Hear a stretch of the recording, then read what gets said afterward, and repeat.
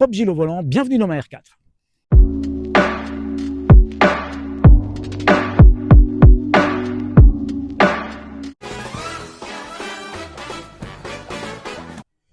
Alors, il faut que je vous dise une petite chose, c'est qu'au niveau de l'épisode 2, qui concernait les équipements que je vais perdre en passant de la Mégane à la Renault 4, j'ai fait un petit peu une bourde, j'ai omis trois équipements.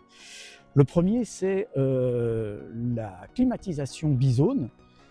Sur la Renault 4, elle est automatique, mais elle n'est pas bizone. Alors là aussi, c'est quelque chose que je n'utilisais pas, puisque je laissais constamment synchroniser le côté gauche et le côté droit. Et je n'utilisais pas cette fonctionnalité de température différente entre les deux côtés. D'ailleurs, dans un petit volume comme ça, je ne sais pas comment c'est possible, mais enfin bon, peu importe. Les vitres surteintées aussi à l'arrière de série sur la Mégane iconique sont perdues sur la Renault 4 Evolution de base. Je vous montrerai une petite photo de la Renault 4 telle qu'elle était livrée. Et ce matin, j'ai fait poser des films surteintés sur les vitres arrière. Et puis, la dernière chose, c'est l'éclairage d'ambiance à l'intérieur, l'éclairage LED, qui ne sert à rien. C'est vrai, c'est joli, mais ça ne sert strictement à rien. Donc ça, je le perds évidemment sur la Renault 4 Evolution. Il y en a une petite partie qui arrive sur la Techno, un petit bandeau lumineux sur le tableau de bord, et sur l'iconique, il y a le petit bandeau lumineux marqué au-dessus d'une inscription Renault 4 rétroéclairée. Là, sur le modèle Evolution, lorsque je traiterai de l'équipement intérieur, vous verrez qu'il n'y a absolument rien sur cette partie du tableau de bord. Voilà. Bien, écoutez, maintenant, on peut passer à la présentation de la Renault 4 et à l'épisode numéro 3. Oh, mais qu'est-ce que tu fais, Pop Gilles, encore? Vraiment? Je cherche l'inspiration. L'autre fois, toi, tu as fait une musique pour la Mégane. Oui. Hein, pour dire adieu à la Mégane. Oui. Moi, je vais faire ma musique pour dire bienvenue à la 4L, à la Renault 4. On n'a pas le droit de dire 4L. Renault 4. Mais Pop Gilles, je l'ai déjà faite la musique. Hein? Non, t'as fait la Mégane, pas la Renault 4. Si. T'as fait la Renault 4? Bah oui. Hein? Il me reste quoi? Bon, hey, c'est pas grave. Musique! Oh la voilà, Pop Gilles le cœur en fête, quelle joie inouïe, sa nouvelle Renault 4 électrique éblouie. Fini l'ancien moteur, place aux électrons, pour des folles virées, sans les pots d'échappement. Elle est rétro-pétillante, un rêve qui prend son vol, regardez-le qui danse, au volant de sa R4 électrique.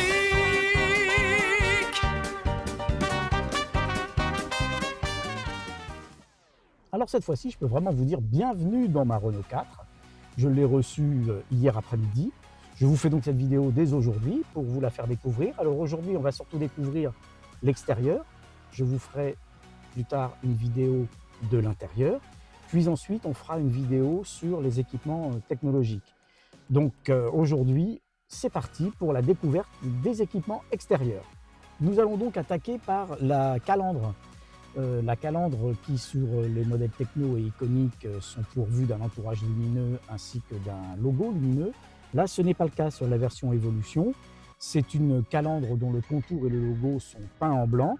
Alors la journée, ça peut faire illusion puisque on ne voit pas trop la différence avec une calandre illuminée. C'est évidemment la nuit qu'on remarquera que cette calandre est sombre. Est-ce que cela pose un problème? Moi, personnellement, ça ne m'en pose aucun. Certains choisiront des versions supérieures en étant vraiment heureux d'avoir ce type d'équipement, mais moi personnellement ça ne me chagrine vraiment pas. Dans cette calandre non lumineuse, on retrouve nos optiques tels qu'ils sont sur toute la gamme de Renault 4 et je vous montre en vidéo donc ce que ça donne en termes de signature lumineuse. C'est assez sympathique ces feux de jour qui entourent les optiques et l'alternance avec les feux de détresse. Ça nous fait un petit effet sympathique. Les feux de jour s'éteignent pour laisser place aux clignotants et reviennent lorsque les clignotants s'éteignent. Je trouve ça joli. Je ne sais pas ce que vous en pensez. Dites-le moi dans les commentaires, mais je trouve que c'est assez bien fichu. Remontons un petit peu, on passe sur le capot et un petit peu au-delà du capot pour arriver au niveau du pare-brise. Et j'ai remarqué un petit détail qui est agréable quand on veut nettoyer son pare-brise. Figurez-vous que les bras d'essuie-glace sont intégralement relevables sans être gênés par le capot. Et bien ça, je trouve ça quand même assez intelligent. parce que souvent, quand on veut nettoyer son pare-brise, on est embêté par ces bras d'essuie-glace qui butent sur le capot et qui nous empêchent de pouvoir nettoyer aisément. Et en même temps, au niveau de l'essuyage, ils nous ont disposé des jets de lave-glace sous le capot et nous avons 2 buses de lave-glace équipées de 3 gicleurs chacune. Ce qui fait que ça nous fait 6 jets de lave-glace. Et bah, c'est quand même surprenant parce que c'est un arrosage qui est performant. Et moi, je trouve que ça, bah, écoutez, c'est une très bonne chose. Moi, j'avais des jets de lave-glace intégrés aux essuie-glaces sur la Mégane et je trouvais pas ça extraordinaire. Voilà, bon, bref, ça c'est des goûts personnels. Et là, je me retrouve avec 6 jets sur le pare-brise. C'est parfait, impeccable. Donc, merci Renault. Redescendons un petit peu après être monté sur le pare-brise. Redescendons et dirigeons-nous vers les roues qui sont en tôle. Donc, les jantes sont des jantes tôle avec des enjoliveurs plastiques. Moi, je préfère vraiment, là maintenant, les enjoliveurs plastiques. Des jantes alu, j'en ai eu quand même sur beaucoup de véhicules. Et c'est une véritable misère quand vous rayez une jante sur un trottoir. Ça nous est tous arrivé, on a beau être très soigneux. Un jour ou l'autre, c'est quelque chose qui nous arrive. Et la réparation sur une jante alu, et encore pire sur les jantes diamantées telles que j'avais sur la Mégane, ce sont des réparations qui coûtent une fortune, c'est hors de prix. Donc là, au moins, un enjoliveur, si vous le rayez, comme j'ai déjà dit dans une vidéo précédente, vous allez chez Renault, vous en rachetez un, et puis voilà, le problème est réglé. Et les dimensions des pneumatiques sont du 195-60 R18. Et la dimension 60, elle est fort appréciable car elle apporte du confort. Ayant un flanc plus haut, le pneu encaisse mieux les petits chocs. Et je peux vous garantir que ça se sent considérablement par rapport à la Mégane qui avait des flancs très très bas. Et pour chaque petit franchissement d'obstacle, c'était quand même assez sec. Remontons un petit peu sur la carrosserie pour atteindre les rétroviseurs extérieurs. Alors ceux-ci sont bien sûr à réglage électrique, ils sont dégivrants, mais ils ne sont pas rabattables électriquement et ils ne sont pas équipés du détecteur d'angle mort. Il faut savoir que lorsque les rétroviseurs sont rabattables électriquement, lorsque vous passez la marche arrière, le rétroviseur qui est sélectionné sur votre tableau de commande de réglage des rétroviseurs, le rétroviseur qui est sélectionné voit son miroir basculer vers le bas afin de voir la roue et d'éviter ainsi de heurter la bordure de trottoir. Là, évidemment, puisqu'ils ne sont pas rabattables électriquement, je vous montre d'ailleurs dans la vidéo qu'ils se rabattent manuellement, eh bien cette fonction n'est pas disponible. Ce qui veut dire que si vous voulez vraiment ne pas abîmer votre roue et la voir, vous appuyez sur la commande de rétroviseur pour baisser le miroir vous-même. C'est ce que je faisais sur la Zoé. C'est vrai que c'est quelque chose de quand même pratique que j'avais sur la Mégane. Pratique pas toujours, parce que parfois d'ailleurs je le désactivais, car c'est pas la roue que je voulais voir, mais c'était vraiment la carrosserie. Donc bon, il y a du pour et il y a du contre, mais il faut reconnaître quand même que c'est un équipement qui est assez agréable. Je ne vais pas pleurer parce qu'il me manque, mais bon, on fera sans, ça ne me pose aucun problème. Un autre équipement aussi que je perds, que j'avais déjà listé, et je vais vous montrer sur une photo que j'ai prise hier, parce que là, dès à présent, j'ai corrigé le problème puisque la voiture a été emmenée ce matin pour se faire surteinter les vitres arrière. Mais de série, donc la Renault 4 Evolution ne dispose pas de vitres surteintées. Les vitres sont claires, comme le sont les vitres à l'avant. Donc les vitres sont teintées, évidemment. Rares sont les voitures maintenant qui n'ont plus de vitres teintées, mais elles ne sont pas surteintées. Montons maintenant sur le toit, en faisant attention de ne pas tomber si on fait des acrobaties. Et accrochons-nous à notre antenne fouet pour voir un petit peu si elle est solide. Donc bien sûr, évidemment, la Renault 4 Evolution ne dispose pas d'une antenne requin, mais d'une antenne fouet. J'avais manifesté d'ailleurs une crainte qu'elle touche et qu'elle frotte sur ma porte de garage, et ce n'est pas le cas. La voiture rentre, l'antenne n'est pas loin de la porte de garage, mais elle ne touche pas. Donc, écoutez, je vais pouvoir garder cette antenne parce qu'elle participe à la signature de ce véhicule dit bas de gamme. Donc ça ne me dérange pas d'avoir cette antenne et de ne pas avoir d'antenne requin. Donc je suis un petit peu fier de ma petite antenne fouet d'ailleurs. C'est un petit peu rétro, donc ça colle bien au véhicule. Quittons le toit en faisant le toboggan sur le haillon. Haillon qui est à commande électrique pour l'ouverture, mais qui n'est pas à assistance électrique. Donc la serrure est électrique, comme vous montre la vidéo, mais il faut utiliser vos petits bras musclés pour lever le haillon. Et bien sûr, vos petits bras musclés aussi refermeront le haillon.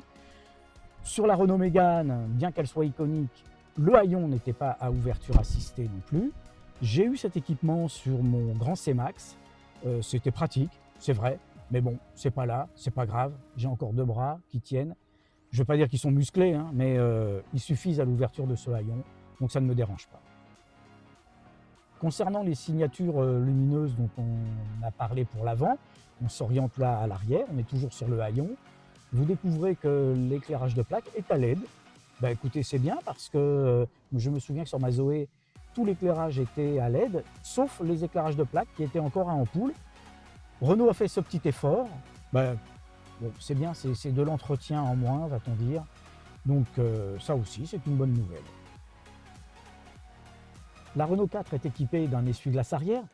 Alors je dis ça, ça paraît anodin, mais en fait de plus en plus de véhicules commencent à se passer de cet équipement. Bon bah écoutez, moi j'aime bien, donc il est là. Et il est à déclenchement lors du passage de marche arrière, comme c'était sur la Mégane, comme c'était sur la Zoé d'ailleurs. Donc ça c'est bien, il pleut, vos essuie-glaces avant sont en fonction, vous passez la marche arrière, l'essuie-glace arrière se met en route. Et bien juste pour anecdote, figurez-vous que cet équipement était déjà monté de série sur les Ford Scorpio en 1985. J'ai travaillé chez Ford, donc je suis bien placé pour le savoir. Alors, dans les commentaires, dites-moi s'il y en a qui ont connaissance de cet équipement sur des voitures encore plus anciennes qu'était la Scorpio. Mais la Scorpio, quand vous aviez vos essuie-glaces avant en marche et que vous passiez la marche arrière, l'essuie-glace arrière se déclenchait. C'était une très très bonne idée à l'époque. Passons à la signature lumineuse des feux arrière.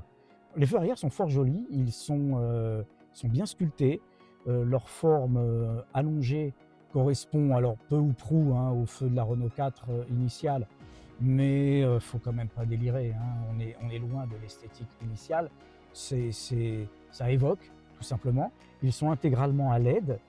Je vous montre là sur l'extrait vidéo, je vous montre cette signature lumineuse, aussi bien des feux de position que des feux de stop, feux de recul, clignotant, et c'est une combinaison qui est assez jolie, je trouve. Ils ont bien réussi le coup. Ils n'ont pas ce charme absolu des feux de Renault 5. Les feux arrière de Renault 5 sont absolument extraordinaires. Ce sont de très belles pièces, de très belles réalisations, aussi bien techniquement qu'esthétiquement. Mais je trouve que là, pour la Renault 4, ils n'ont quand même pas démérité. Et ces feux arrière sont vraiment très jolis et offrent une belle signature lumineuse. Cet épisode maintenant touche à sa fin. Je suis ravi d'avoir pu vous présenter l'extérieur de la Renault 4 Evolution. Je vais vous présenter dans quelques jours son intérieur, puis ensuite viendra le moment où je vous présenterai ses équipements technologiques. N'hésitez pas à voir mes vidéos qui se trouvent ici et là, mes vidéos précédentes qui ne montrent pas la Renault 4, évidemment je ne l'avais pas encore. Eh bien, on roule, on se voit vite et restez branchés!